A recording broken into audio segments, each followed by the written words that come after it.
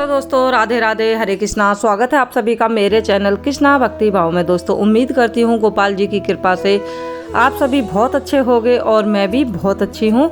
तो दोस्तों आज की इस वीडियो में बात करेंगे हम सप्ला एकादशी के बारे में। जैसे कि आप सभी को पता है सप्ला एकादशी आने वाली है और कब की है सप्ला एकादशी, क्या क्या इसके नियम कानून हैं और किस तरीके से हमें करनी चाहिए। अगर हम लड्डू गोपाल जी की सेवा करते हैं तो किस तरीके से हमें एकादशी मनानी चाहिए और कैसे हमें लड्डू गोपाल जी की सेवा करनी चाहिए एकादशी पर, तो सारी ही जानकारी हम लेंगे इसी वीडियो में। तो दोस्तों वीडियो में अंत तक बने रहिएगा और वीडियो आपके काम की है, आपको पसंद आती है तो वीडियो को एक लाइक जरूर दीजिएगा और चैनल को भी साथ में ही सब्सक्राइब कर लीजिएगा। तो एक एक चीज़ मैं आप लोगों को बताऊंगी, जितनी मुझे जानकारी है, जिस तरीके से मैं करती हूँ, जो मैंने अभी तक लड्डू गोपाल जी की सेवा में अनुभव किया है, वही सारी ही चीज़ें मैं आप लोगों के साथ शेयर करूँगी।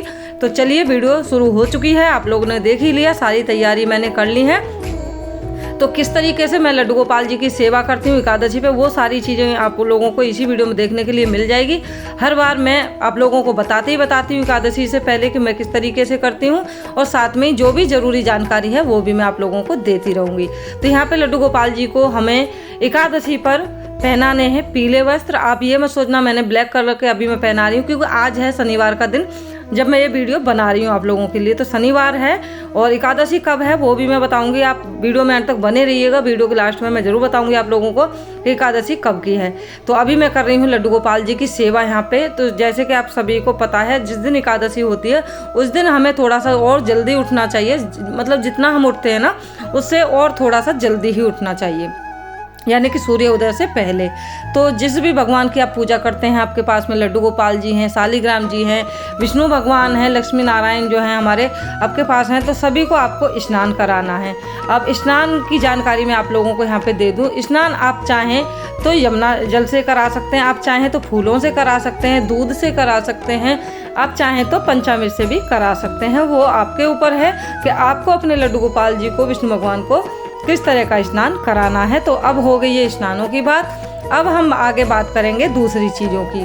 तो दोस्तों एकादशी कब की है वो भी मैं आप लोगों को बता दूंगी और क्या क्या इसके नियम कानून होते हैं वो भी बताऊंगी। तो दोस्तों एकादशी शुरू हो जाती है दसवीं तिथि से ही। दसवीं तिथि से ही हमें एकादशी के जो नियम कानून हैं वो हमारे ऊपर लागू हो जाते हैं।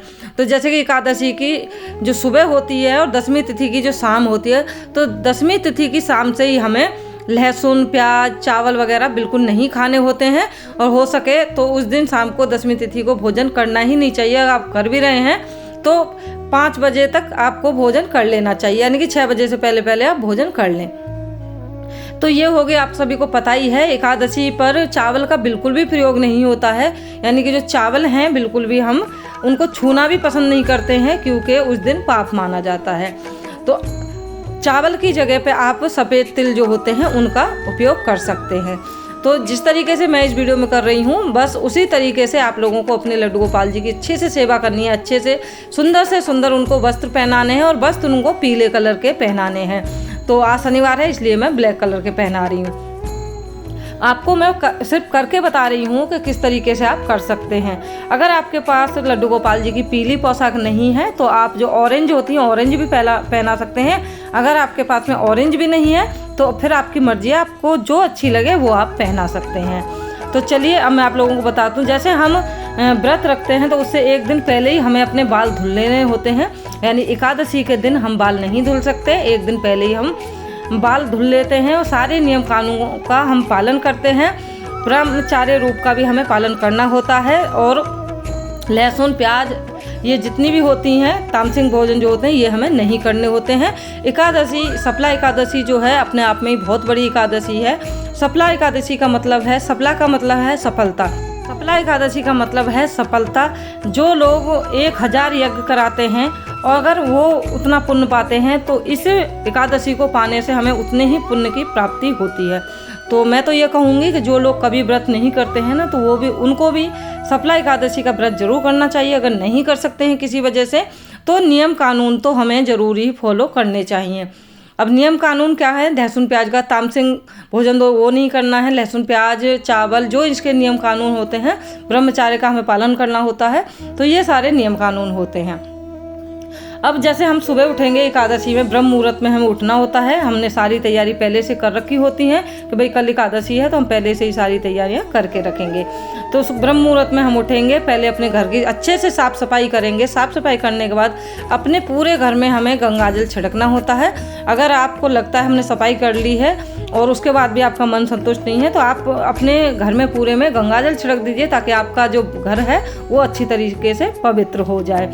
उसके बाद आप जाएंगे अपना मतलब नहाना धोना स्नान करेंगे, और उसके बाद आप कराएंगे लड्डू गोपाल जी को स्नान, उनकी सेवा पूजा करेंगे।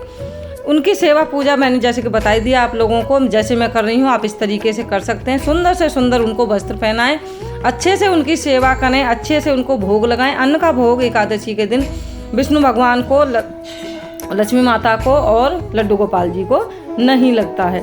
तो विष्णु भगवान की अगर आपके पास प्रतिमा है, आपके पास मूर्ति है, तो उनकी आप सेवा करें और तुलसी दल जरूर अर्पित करें, लड्डू गोपाल जी को भी और विष्णु भगवान को भी। और विष्णु भगवान को अन्न का भोग नहीं लगेगा। तो सुबह के भोग में जैसे हमारा जो नियम कानून डेली होता है, जो नियम होता है हमारा सुबह का, जैसे हम उठाते ही अपने लड्डू गोपाल जी को हम बाल भोग दे देते हैं, तो एकादशी के दिन आपको बाल भोग नहीं देना है। आपको जल्दी से सेवा करनी है लड्डू गोपाल जी की, और फिर उसके बाद आपको भोग देना है। सुबह के समय आप बाल भोग में दूध दे सकते हैं और उसके साथ कोई फल भी दे सकते हैं। अगर आप कोई मिठाई बनाना चाहते हैं तो तिल की मिठाई आप ज़रूर बनाएं। तिल की मिठाई, लड्डू जिसमें अन्न शामिल ना हो, ऐसी चीज़ें बनाएं, आप लड्डू गोपाल जी को भोग में दे सकते हैं। उसके बाद आपको करनी है, भोग आप बाद में देंगे, पहले लड्डू गोपाल जी की सेवा पूजा आरती आपको करनी है। विष्णु भगवान की आरती करनी है, लड्डू गोपाल जी की आरती करनी है, शालिग्राम जी की आरती करनी है आपको। और तुलसी माता में खास कर मैं बता रही हूँ आप लोगों को, तुलसी माता में आपको बिल्कुल भी जल नहीं देना है, क्योंकि जो हमारी तुलसी माता है ना, वो हमारे विष्णु भगवान के लिए उस दिन व्रत रखती हैं।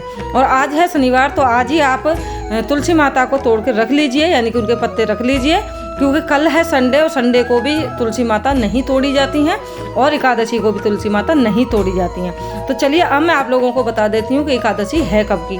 दोस्तों एकादशी है 19 दिसंबर सोमवार की, और सोमवार को आपको व्रत रखना है। और इस बार जो है एक ही एकादशी है, 2 एकादशी नहीं है, तो ये पूरी तरह क्लियर हो गया। और मंगलवार को आपको खोलना है व्रत, यानी अपने व्रत का करना है पारण। बाकी आपके ऊपर है, आप किस तरीके से अपने लड्डू गोपाल जी की सेवा करते हैं, किस तरीके से भगवान की सेवा करते हैं, वो आपके ऊपर है। आपके अपने भाव हैं, फूल से, पुष्प से, धूप से, दीप से, जितना हो सके अच्छे से अच्छी सेवा कीजिए भगवान की। और दोपहर में भोग लगाइए तो भी बिना मतलब अन्न का भोग लगेगा, अन्न का भोग नहीं लगेगा।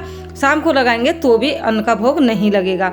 यानी कि जब भी आप भोग लगाएंगे पूरे दिन, द्वादशी को अन्न का भोग जरूर लगेगा, और द्वादशी में खासकर चावल का भोग जरूर लगेगा, विष्णु भगवान को भी और लड्डू गोपाल जी को भी।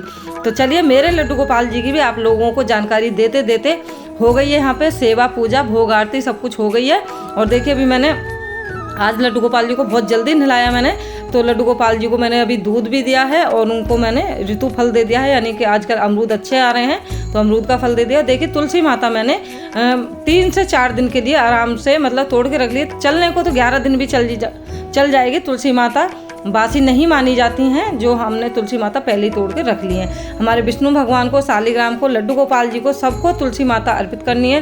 फूल अर्पित करने हैं, पुष्प अर्पित करने हैं। आप लोगों को अच्छे से अच्छी सेवा करनी है। फिर से कहूँगी, अच्छे से अच्छे श्रृंगार करने हैं लड्डू गोपाल, क्योंकि जो हमारे जो लड्डू गोपाल हैं, कृष्ण भगवान हैं, वो श्रृंगार के रसिया हैं। और सारी सेवा पूजा करने के बाद आप सुनेंगे एकादशी की कथा, यानी कि जो उनकी कथा है उसको आप सुनेंगे। व्रत कथा जो होती है सभी लोग आप जानते ही हैं। सप्ला एकादशी का व्रत करें, अच्छे से लड्डू गोपाल जी की सेवा करें, तुलसी माता की सेवा करें। तुलसी माता में दीप दान आप जरूर करें, दीप दान का विशेष महत्व है, तो आप जरूर करें। हाँ, जल नहीं देना है, फिर से बोल रही हूँ, तुलसी माता को जल नहीं देना है, क्योंकि उनका व्रत हो। ऐसा ना हो कि आप पुण्य करने के चक्कर में पाप कर बैठें, क्योंकि तुलसी माता हमारे विष्णु भगवान के लिए व्रत रहती है उस दिन, तो जल नहीं देना है। जल बाकी के और पौधे हैं आपके घर में उनको देना है, लेकिन तुलसी माता को जल नहीं देना है। ओके दोस्तों, यही थी आज की छोटी सी वीडियो एकादशी की जानकारी की। उम्मीद करती हूँ आप लोगों को जरूर पसंद आई होगी, और पसंद आई है तो वीडियो को लाइक शेयर सब्सक्राइब जरूर करिएगा। कमेंट में राधे राधे लिखना बिल्कुल मत भूलिएगा। मिलती हूँ ऐसी ही किसी अच्छी सी वीडियो के साथ, तब तक के लिए राधे राधे। और हाँ, कमेंट में जरूर बताइएगा आपको ये जानकारी कैसी लगी।